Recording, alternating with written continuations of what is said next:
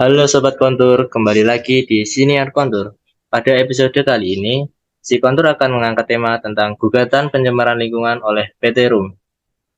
Jadi kami dari tim si Kontur sendiri kemarin telah sempat melakukan peliputan tentang gugatan warga kepada PT Rum atas kasus pencemaran lingkungan. Dan di sini sudah ada salah satu perwakilan LBH sebagai narasumber kami dari LBH Semarang, yaitu Mas Rizky, yang kemarin juga sempat menangani kasus ini hingga naik ke Pengadilan Negeri Sukoharjo. Untuk lebih jelasnya, mari kita simak dan dengarkan sampai selesai. Halo Mas Rizky, gimana kabarnya? Halo Gus, aman? Alhamdulillah baik ya Mas. Oh iya Ya, Mas Rizky, kami kan sempat melakukan peliputan di Pengadilan Negeri, akan tetapi persidangan kemarin itu ditunda. Nah, pada pertemuan kali ini, kami dari tim Sikontur ingin mengulik lebih dalam tentang kasus kemarin, hasilnya gimana dalam bincang-bincang kita ini nanti. Nah, nanti hasilnya, outputnya bincang-bincang pada kali ini, nanti kita akan jadikan sebuah podcast dan diupload ke YouTube Sikontur gitu, Mas. oke. Oke, mungkin langsung saja ya Mas Rizky, kita mulai bincang-bincangnya biar nggak terlalu lama. Jadi gini Mas Rizky, awal mula pertama kasus itu bisa disorot oleh LBH Semarang. Apakah ada warga yang melapor ke pemerintah daerah atau dari LBH Semarang sendiri yang turun tangan? Mungkin dari Mas Rizky bisa menceritakan kronologinya dari awal seperti itu Mas. Ya, em, jadi kalau melihat kasus pencemaran lingkungan yang sekarang sedang dipermasalahkan oleh warga di Pengadilan Negeri Sukoharjo melalui mekanisme class action atau gugatan perwakilan kelompok, kita harus melihat jauh ke tahun 2018 awal atau mungkin 2017 akhir gitu. Jadi PT RUM itu, PT Rayon Utama Makmur, berlokasi di Kecamatan Muter, Kabupaten Sukoharjo. Itu mulai beroperasi sekitar bulan Oktober 2017 di lokasi yang sekarang. Kemudian sejak awal beroperasi itu warga sekitar PT RUM mengeluhkan bahwa uh, adanya bau busuk yang ditimbulkan akibat aktivitas dari PT RUM. Nah, padahal sebelumnya warga tidak pernah merasakan hal yang demikian. Kemudian warga mencoba protes baik dengan mendatangi langsung PT RUM, mendatangi instansi pemerintahan, melapor sana sini begitu. Tapi kemudian belum ada penyelesaian yang efektif, belum ada solusi yang efektif. Sampai akhirnya 2018 bulan Februari itu warga uh, tempat berkumpul di depan PT RUM melakukan aksi demonstrasi gitu. Di dalam aksi itu tujuannya adalah warga ingin menunggu Bupati Sukoharjo memberikan sanksi karena memang sudah dijanjikan oleh Bupati Sukoharjo. Nah, di dalam aksi tersebut kami menduga sebenarnya itu ada pihak-pihak yang memang ingin membuat aksi warga yang damai, akhirnya kemudian itu berujung ke uh, peristiwa ricuh begitu.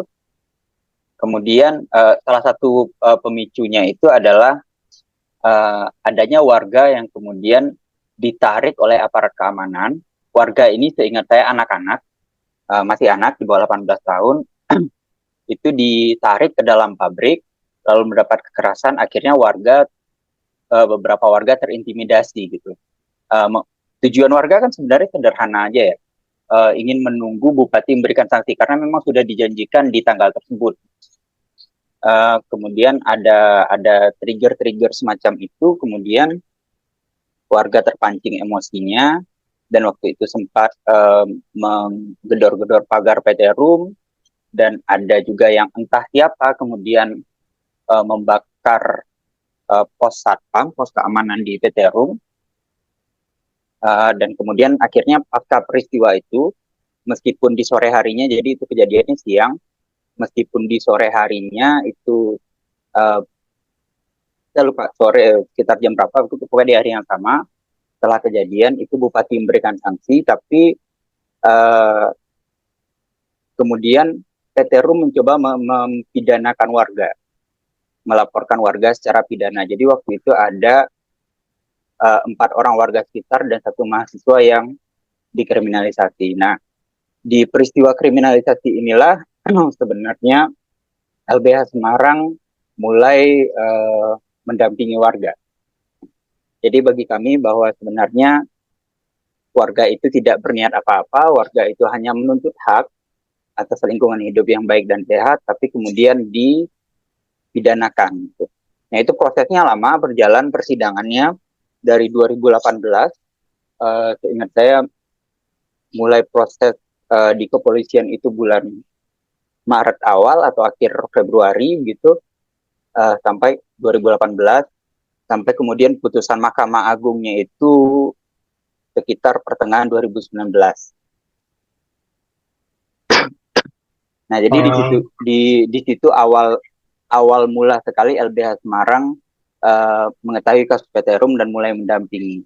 Nah, kalau kita runut lebih ke belakang lagi sebenarnya sebelum proses pembangunan PT Rum itu apa namanya warga sekitar PT Rum itu tidak mendapatkan informasi yang jelas mengenai sebenarnya ini akan dibangun pabrik apa. Jadi informasinya itu masih simpang siur. Simpang siurnya ada yang menerima informasi bahwa di lokasi atau di lahan yang sekarang didirikan pabrik PT Rum itu akan jadi perkebunan kapas atau semacamnya gitu. Ada juga yang menerima informasi bahwa di lokasi tersebut akan dibangun pabrik garmen. Jadi simpang siur, nggak ada kejelasan. Menurut kami LBH Semarang ini sebenarnya dari awal ada semacam itikat tidak baik dari PT Rum untuk ya dalam tanda kutip mengelabui warga. Nah jadi awal mulanya kali begitu. Memang ada pencemaran atau ada bau busuk utamanya di samping pencemaran air dari 2017 akhir yang kami tahu, kemudian pendampingan itu berlanjut sampai sekarang begitu. oke, jadi emang prosesnya itu sangat panjang sekali ya Mas dari tahun 2018. Nah, kalau boleh tahu itu dari LBH Semarang itu mendampingi emang dari tahun 2018 sampai sekarang ya Mas? Ya dari proses kriminalisasi dulu di kepolisian itu LBH Semarang mendampingi warga yang dikriminalisasi, yang tadi 4 orang warga sekitar dan 1 orang mahasiswa yang mendukung perjuangan warga, sampai kemudian proses di Mahkamah Agung itu sekitar 2019, saya lupa pastinya antara Juni atau Juli atau Agustus 2019 itu warga sudah dibebaskan, dihukum penjara akhirnya diputuskan oleh pengadilan itu dibebaskan. Kemudian uh, tentu saja pasca kriminalisasi itu uh, apa namanya warga warga sedikit berpikir ulang gitu loh, bagaimana cara perlawanan yang pas.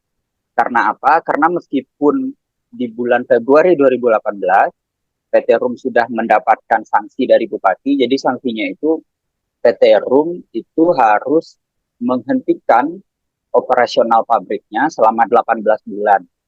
Tujuannya apa? Selama 18 bulan ini PT Rum harus melakukan perbaikan-perbaikan teknis.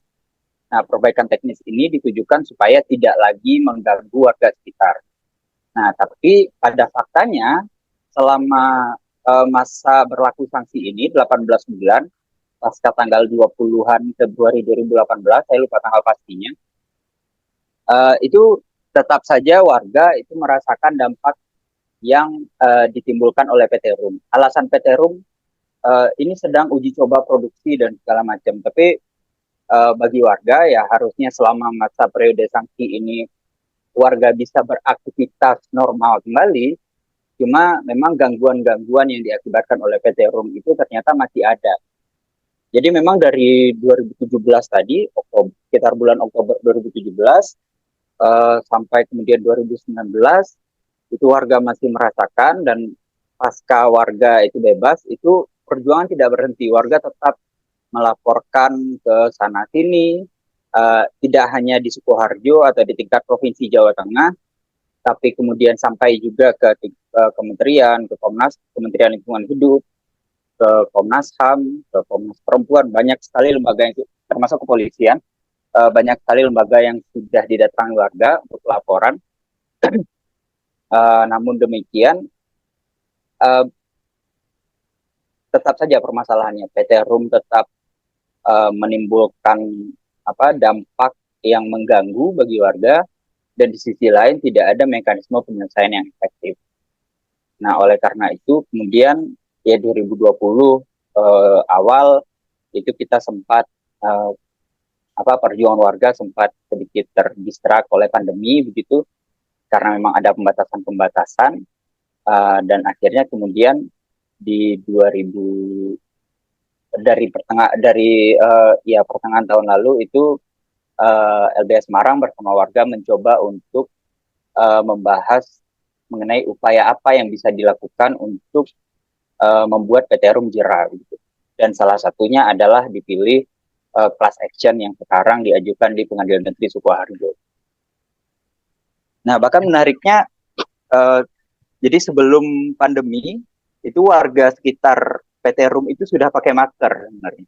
Jadi kalau kita semua pakai masker itu mulai Maret, April 2020, nah warga sekitar itu sudah menggunakan masker sejak PT Rum beroperasi karena saking mengganggunya bau yang ditimbulkan oleh PT Rum. Oke, berarti kesimpulannya itu sebelumnya emang kasusnya itu udah lama dan warga setempat itu udah merasa terganggu karena baunya yang sangat menyengat itu ya, Mas. Ya, itu Oke, permasalahan utama, bau. terus untuk dari LBH Semarang sendiri itu sampai mengusut tuntas kasus ini dari LBH Semarang itu ada bayaran atau dua lembaga yang sukarela ya, Mas? Tak lihat dari warga melaporkan ke kepolisian, ke pemerintah daerah, namun itu tidak ada tindakan. Dan saya lihat malah dari LBH Semarang sendiri itu yang mengusut tuntas kasus ini, Mas. Mungkin bisa dijelaskan LBH Semarang itu seperti apa dan gimana gitu, Mas. Oke. Ya, sebelum ke situ nanti saya akan jawab, cuma perlu saya tambahkan sedikit lagi informasi. Um, jadi sebenarnya PT Rum ini dari Juni atau Juli atau Agustus tahun 2022 itu sudah melakukan shutdown produksi, artinya tidak ada produksi lagi. Nah, tidak ada produksi lagi memang harusnya kan itu baunya sama sekali hilang ya, karena produksinya sudah tidak dilakukan lagi. Tapi pada faktanya itu warga masih saja meskipun intensitasnya sedikit menurun atau menurun di beberapa desa itu sangat jarang gitu. Uh, tapi kemudian dampak itu tetap saja mengganggu warga. Jadi PT Rum itu tidak berproduksi saja itu sudah sangat mengganggu bagi warga, apalagi PT Rum berproduksi. Dan shutdown ini atau penghentian produksi ini sifatnya hanya sementara. PT Rum beralasan bahwa shutdown ini dikarenakan bahan bakunya kurang atau bahan bakunya sedang tipis pasokannya, makanya kemudian tidak dilakukan produksi. Nah, artinya ke depan kalau kemudian ada orderan dari entah dari negara mana atau perusahaan apa yang meminta PT Rum untuk kembali berproduksi dan PT Rum kembali mendapatkan bahan baku, tentunya PT Rum akan kembali melakukan aktivitas produksi dan warga akan kembali terganggu. Nah, makanya kemudian warga memutuskan untuk mengajukan gugatan ini. Nah, berkaitan dengan pertanyaan apakah LBH Semarang menerima bayaran dari warga, sebenarnya bisa di cross check ke warga langsung kalau mau lebih valid. Tapi di sini saya bisa memastikan bahwa kami tidak menerima bayaran apapun dari warga. Jadi dari tahun 2018 sejak awal LBH Semarang mendampingi kasus kriminalisasi yang dilakukan terhadap warga dan mahasiswa itu, LBH Semarang tidak menerima bayaran dari warga. Karena memang semangatnya adalah bagaimana mewujudkan lingkungan hidup yang baik dan sehat untuk semua orang. Begitu. Oke, baik. Menurut saya ini sebuah lembaga yang sangat keren sih, Mas. Membantu warga tanpa pamrih gitu, Mas. sampai mengusut tuntas, sampai harus bolak-balik dari Semarang ke Sukoharjo seperti itu ya Mas ya. Ya. Nah, mungkin lanjut ya Mas pertanyaan yang selanjutnya. Eh, untuk hasil persidangan kemarin itu dari PT Rum itu sudah diberhentikan produksi apa masih boleh diproduksi lagi Mas untuk kasus terakhir hasil persidangan kemarin? Ya, jadi gugatan ini kan diajukan itu tanggal 9 Maret 2023 tahun ini, belum 2 bulan yang lalu. Kemudian sidang pertama itu kalau saya tidak salah ingat 21 Maret 2023, tapi PT Rum tidak hadir. Kemudian persidangan selanjutnya baru PT Rum hadir. Nah, sampai kemudian agenda terakhir di tanggal 26 April kemarin itu adalah pembacaan putusan sela. Jadi putusan sela itu sebenarnya itu belum putusan final, ya namanya putusan sela gitu. Itu karena PT Rum melalui kuasa hukumnya menyampaikan bahwa keberatan, menyampaikan uh, tanggapan kepada hakim bahwa mekanisme gugatan perwakilan kelompok atau class action yang diajukan warga ini seharusnya tidak dilakukan dengan berbagai alasan. Nah, tapi kemudian jadi ada, kalau mau kita bagi sebenarnya ada dua hal yang bisa dilihat dari persidangan ini. Pertama itu aspek formalnya. Aspek formalnya itu maksudnya apakah gugatan ini sudah memenuhi syarat-syarat untuk bisa diajukan sebagai gugatan perwakilan kelompok atau class action. Nah, putusan sela yang kemarin itu baru memutus hal tersebut. Pada intinya hakim menyatakan bahwa gugatan ini telah memenuhi syarat-syarat sehingga bisa dilanjutkan. Nah, itu putusan itu proses terakhir. Jadi keberatan-keberatan atau tanggapan yang diajukan oleh kuasa hukum PT Rum sebagai tergugat bahwa persyaratan gugatan ini tidak terpenuhi itu tidak dibenarkan oleh hakim. Hakim bersepakat dengan para penggugat, warga yang diwakili kuasa hukum bahwa gugatan ini telah memenuhi persyaratan. Nah, itu proses terakhirnya begitu. Oke, baik. Berarti gugatan terakhirnya hasilnya seperti itu ya, Mas. Terus Ya. eh, ini untuk bau dari pencemaran itu sendiri masih dirasakan warga atau tidak, Mas? Atau dari PT RUP sendiri itu mau tanggung jawab untuk pembersihan lingkungannya gitu, Mas? Ya, kalau pertama aktivitas produksinya seperti tadi. Jadi PT Rum itu statusnya sejauh ini berdasarkan informasi yang kami peroleh bersama warga, itu PT Rum melakukan shutdown produksi, ya. Dia memang tidak berproduksi. Nah, Hmm. tapi ini dalam bahasa obrolan sehari-hari kami, sebenarnya PT Rum itu berhenti berproduksi bukan karena PT Rum itu insaf bahwa dia telah melakukan kesalahan terhadap warga, tapi ya karena memang sekarang tidak ada yang akan dikerjakan saja gitu loh. Jadi ke depan jika kemudian PT Rum mendapatkan kembali pesanan dan mendapatkan bahan baku itu bukan tidak mungkin PT Rum itu akan melanjutkan kembali produksinya dan setelah itu warga akan merasakan kembali dampak yang sangat luar biasa parah. Jadi statusnya memang tidak berproduksi, tapi bukan karena PT Rum itu insaf, bukan karena dia sadar dia salah, cuma karena memang secara bisnis memang lagi agak lesu sepertinya. Oke, kalau semisal nih Mas, nanti kalau PT RUM tiba-tiba produksi lagi, terus ada pencemaran lagi, nah itu bisa Ya. diusut lagi nggak kasusnya, Mas? Nah, gugatan ini kan sebenarnya belum selesai prosesnya gitu. Jadi Hmm. setelah putusan setelah ini ke depan itu akan ada proses-proses lanjutan. Jadi untuk sidang selanjutnya itu tanggal 3 Mei 2023 itu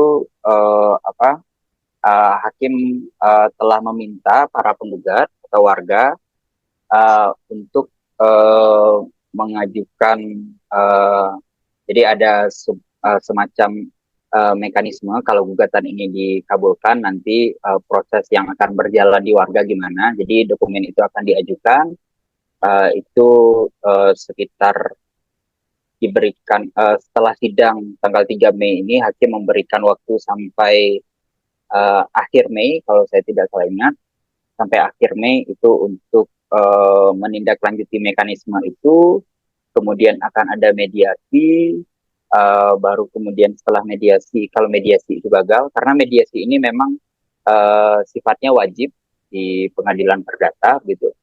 Ada mediasi, mediasi itu secara hukum bisa 1 bulan, kemudian setelah mediasi ada proses lanjutan, jawaban, replik, duplik, nanti ada pembuktian dan segala macam. Jadi prosesnya masih panjang, mungkin saja bulan Agustus itu baru akan selesai atau bisa September atau lebih lama lagi.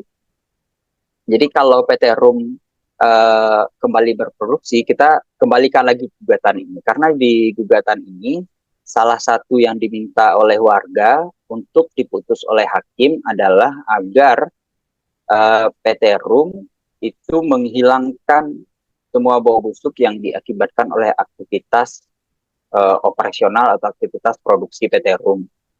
Nah, termasuk dengan memperbaiki unit pengelolaan limbah, udara maupun cair, terus memusnahkan segala penyebab timbulnya pencemaran. Nah, artinya kita kembalikan lagi ke ke gugatan ini, bahwa nanti kami berharap bersama warga apa-apa yang dimintakan dalam gugatan ini itu bisa dikabulkan oleh hakim, dan kemudian PT Room itu bisa benar-benar mematuhi apa yang diputuskan oleh hakim. Oke, baik Nah, Mas. sebenarnya ada tambahan informasi lagi. Sebenarnya di samping ini kan sebenarnya gugatan perwakilan kelompok ini kategorinya gugatan perdata ya. Gitu. Nah, di samping ini ada juga sebenarnya proses pidana yang sedang berjalan di KLHK. Proses pidana itu 2022 itu sudah ada pemeriksaan saksi. Jadi beberapa warga diperiksa sebagai saksi atas dugaan tidak pidana yang dilakukan oleh PT Room, dan sebenarnya LBH Semarang bersama warga yang menunggu proses ini juga. Menunggu proses ini harapannya bisa ada hukuman yang seadil-adilnya untuk PT Room di proses pidananya di samping gugatan perdata ini. Oke, baik. Terima kasih atas penjelasan dari Mas Rizky. Tentunya ini prosesnya masih panjang ya Mas. Mungkin nanti kalau sempat ada persidangan lagi kami diinformasikan Mas. Jadi nanti kita akan melakukan peliputan agar berita tersebut kita bisa sebarluaskan seperti itu Mas. Ya, yang pasti itu Gus, tanggal 3 Mei itu sidang terdekat. Nah, jadi kawan-kawan bisa nanti hadir di situ. Oke, baik Mas. Terima kasih atas informasinya. Mungkin cukup ini dulu Mas bincang-bincangnya. Semisal nanti kita butuh bincangan untuk selanjutnya, kita akan menghubungi Mas Rizky kembali gitu. Oke. Saya ucapkan terima kasih banyak kepada Mas Rizky telah bersedia dan berkenan menjadi narasumber pada podcast LPM Kontur pada hari ini. Tentunya saya sangat mengapresiasi dan saya sangat terkesan sekali dengan penjelasan dari Mas Rizky selaku dari LBH Semarang ya Mas ya. Ya. Oke, mungkin cukup sekian untuk podcast kali ini. Kurang lebihnya dari saya untuk menyediakan waktu dan tempat saya mohon maaf yang sebesar-besarnya. Saya ucapkan terima kasih. Cukup sekian. Wassalamualaikum warahmatullahi wabarakatuh.